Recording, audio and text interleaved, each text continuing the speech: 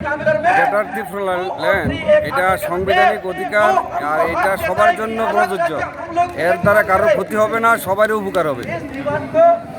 তারপরে আপনার মহারাজের ওই ত্রিপুরা মতো কতটুক সাপোর্ট করে, কি মানে কি মনে করে সাপোর্ট করলাম দিল্লি পর্যন্ত আওয়ার লাগে তুমি যন্ত্র মতো? গত 2021-এ আপনারা দেখেছেন ত্রিপুরা রাজ্যের মধ্যে সংখ্যালঘু মুসলিমদের উপরে বাংলাদেশের একটা ঘটনাকে কেন্দ্র করে অনেকগুলা মসজিদের মধ্যে আগুন দেওয়া হয়েছে, ভাঙচুর করা হয়েছে।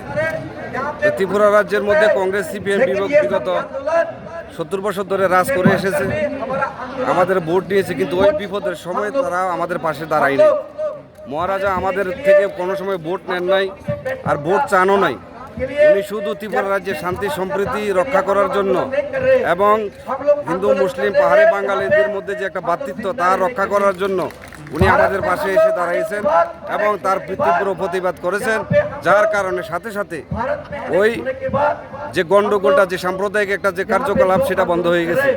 তার কারণে আজ আমাদের মহারাজার প্রতি আস্থা এবং মহব্বত বেড়ে গেছে। উনি আজ ত্রিপুরা রাজ্যের প্রত্যেকটা মানুষের দিলের মধ্যে রয়েছেন। সেই হিসাবে আমরা গ্রেটার ত্রিপুরা লাইনকে সাপোর্ট করি।